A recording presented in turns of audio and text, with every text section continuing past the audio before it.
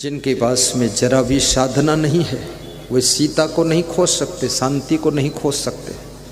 शांति की खोज संयम साधना का स्वरूप ब्रह्मचर्य का रूप हनुमान जी हैं और हनुमान जी ही सीता जी की खोज करते हैं कि सीता कहाँ रहती है। अशोक वाटिका में उनको ढूंढ लेते हैं। आपका मन भी संयम नियम से परिपूर्ण होना चाहिए और ब्रह्मचर्य का व्रत, आप गृहस्थ आश्रम में हैं, कम से कम साप्ताहिक व्रत का पालन करें, कम से कम एक पत्नी व्रत एक पति व्रत का पालन करें। और ये व्रत गृहस्थ आश्रम का ब्रह्मचर्य व्रत माना जाता है। और इस व्रत को पालन करने वालों में तेज भी होता है, तप भी होता है, शक्ति भी होती है। और जो लोगों का मन बहुत चंचल है सभी जगह वे आकर्षित होते रहते हैं, जिनके मन का कोई ठिकाना ही नहीं है। मेरा मन डोले मेरा तन डोले, मेरे दिल का गया करार रे, मैं तो कुआं में गिर गया रे। इस तरह के गीत गाते हैं। उन लोगों का क्या भरोसा, उनको क्या शांति रूपी सीता मिलेगी। मन को बस में कीजिए। एक नवयुवक साइकिल चला रहा था, छोटी सी कथा है सुनाता हूँ।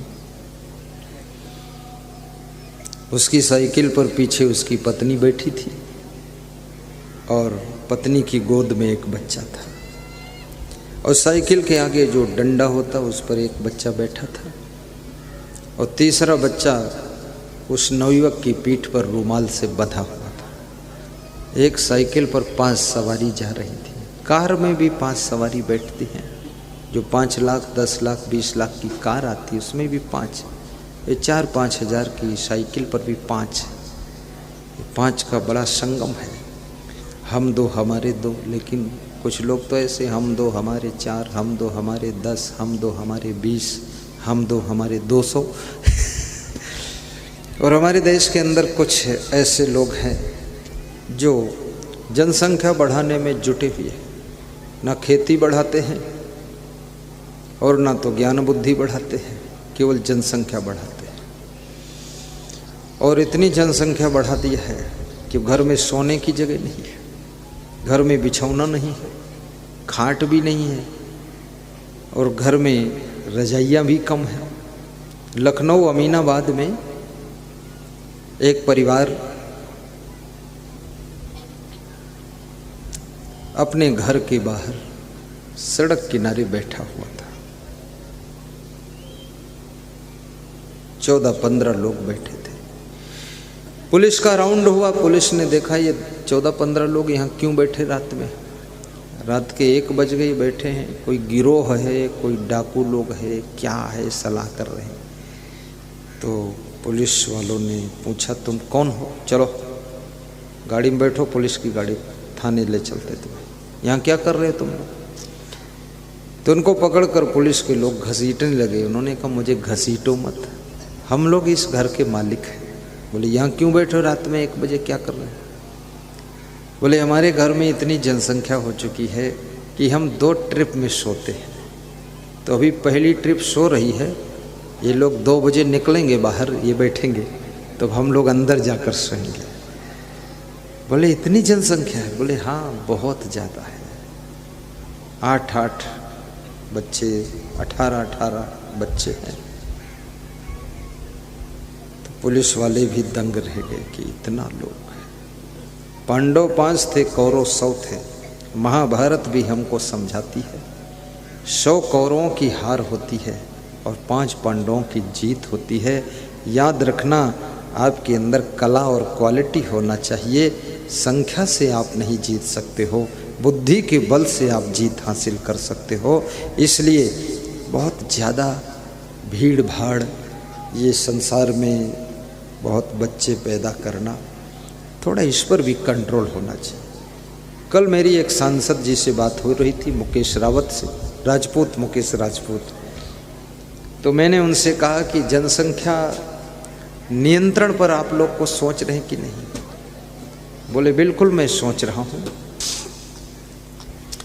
प्रेमवा भूले भगवान हो से बरी के घर माँ। प्रेमवा भूले भगवान हो से बरी के घर माँ। भक्ति माँ भूले भगवान हो शिवरी के घर माँ। भक्ति माँ भूले भगवान हो शिवरी के घर माँ। नुहरे नुहरे शिवरी गलियाँ बुहारे। नुहरे नुहरे शिवरी गलियाँ बुहारे। हे गलियाँ हैं भगवान हो शिवरी के घर माँ। यही गलियाँ हैं भगवान हो शिवरी के घर माँ। खट्टे मीठे बेर शिवरी चखी चखी लावे। खट्टे मीठे बेर सबरी चखी चखी लावे। भोग लगई हैं भगवान हो शिवरी के घर माँ। भोग लगई हैं भगवान हो शिवरी के घर माँ। प्रेमवा भूले भगवान हो शिवरी के घर माँ। प्रेमवा भूले भगवान हो शिवरी के घर माँ। गंगा जमुना से शिवरी जल भरी लावे।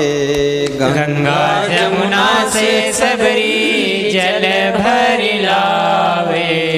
चरण पखरी हैं भगवान हो शिवरी के घर माँ। चरण पखरी है भगवान हो शिवरी के घर माँ। भक्ति माँ भूले भगवान हो शिवरी के घर माँ। भक्ति माँ भूले भगवान हो शिवरी के घर माँ। प्रेमवा भूले भगवान हो शिवरी के घर माँ। प्रेमवा भूले भगवान हो शिवरी के घर माँ। भक्ति माँ भूले भगवान हो शिवरी के घर माँ।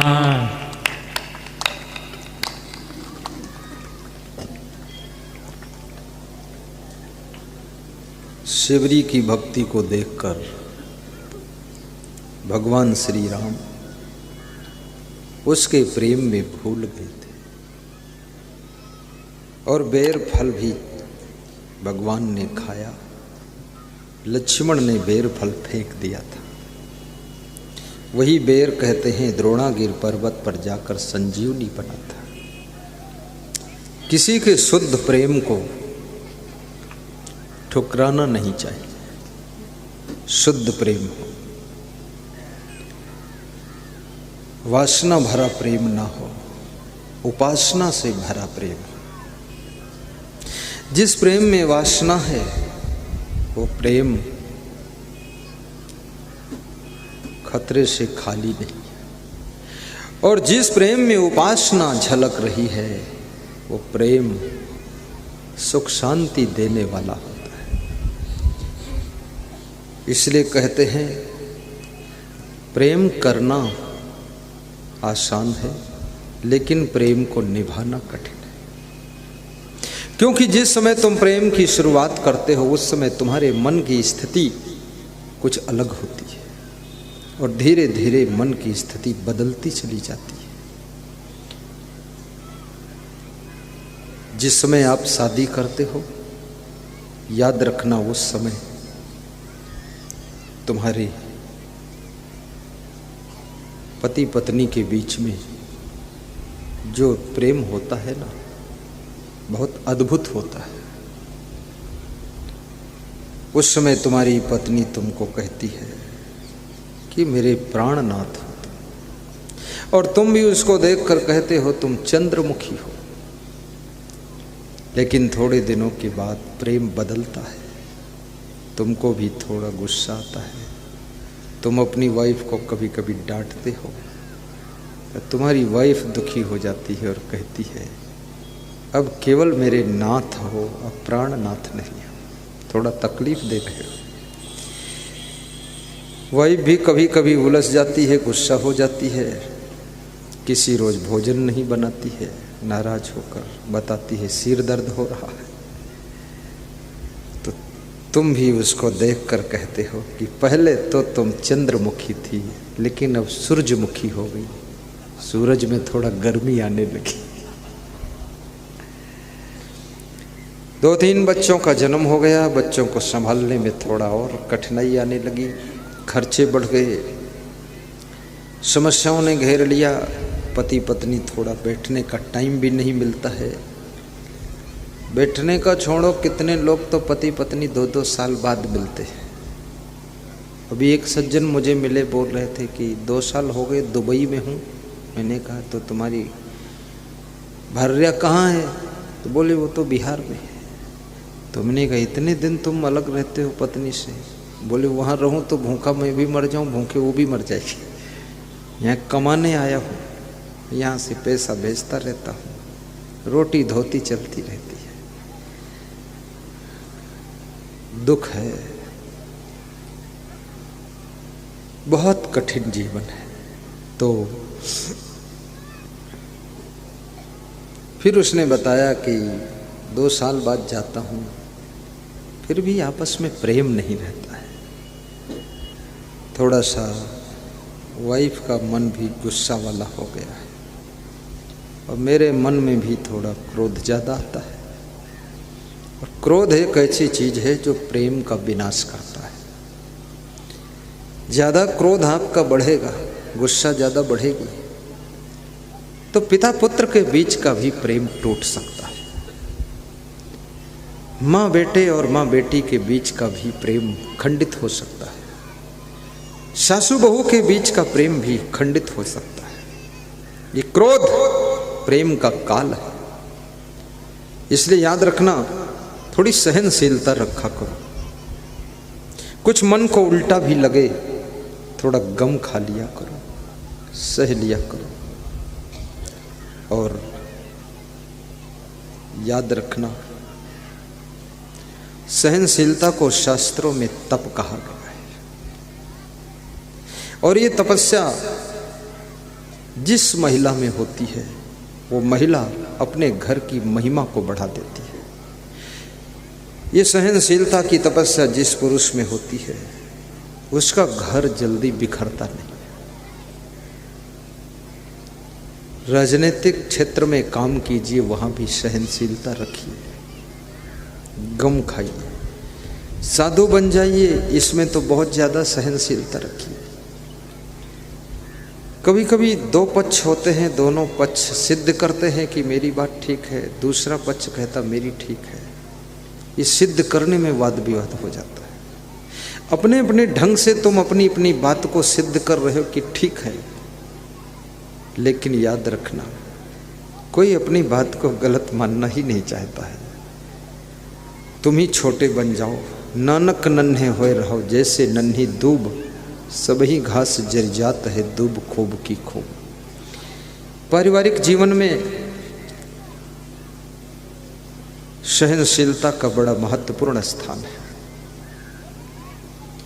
कबीर साहब के पास में एक नवयुवक आता है और कहता है, कभी कभी मेरे मन में होता साधु बन जाऊं। ये गृहस्थी का झंझट देख करके मन घबराता है, इच्छा होती महात्मा बन जाऊं, चला जाऊं, छुट्टी मिल जाए, सब पत्नी पतना सब खत्म। तो कबीर साहब हंसने लगे, बोले ऐसा सोच रहे भागने को तुम? बोला फिर जब साधुओं की तपस्या देखता हूँ तो मन होता है इसमें तो और ज़्यादा कठिनाई है, इसमें ना तो इधर उधर खा सकते हैं, बड़ा कंट्रोल करना पड़ता है, जबान को रोकना पड़ेगा। तो फिर मन होता है साधु नहीं बनूंगा, गृहस्थी कर लो। तो अभी तक तय नहीं कर पाया, 5 साल से डिस्कस चल रहा है कि साधु बनूं कि गृहस्थ बनूं, क्या बनूं। तो कबीर साहब ने कहा कि आइए मेरे साथ। कबीर साहब उसको एक सदगृहस्थ भक्त के यहाँ लेकर गए और वहाँ पर ठहरे। उस भक्त ने अपनी धर्मपत्नी को बुलाया कि संत कबीर आए हैं, आइए इनका स्वागत करते हैं। चरण पखारण वंदन अभिनंदन आरती पूजन किया। कबीर साहब से आदेश लेकर के भोजन तैयार किया गया। कबीर साहब भी भोजन खाने बैठ गए, घर मालिक भी बैठ गया, वो नवयुवक साथ में था वो भी बैठ गया। आज उस गृहस्थ की पत्नी बहुत खुश थी क्योंकि कबीर जैसे संत को भोजन खिलाने का मौका मिला। तो खुशी के कारण, ज्यादा प्रसन्नता के कारण सब्जी में नमक डबल डाल दिया और दाल में नमक डालना भूल गए। कभी कभी तादाद से ज्यादा तुम जब प्रसन्न होते हो तब भी गलती हो जाती है, चूक जाते हो, भूल हो जाती है।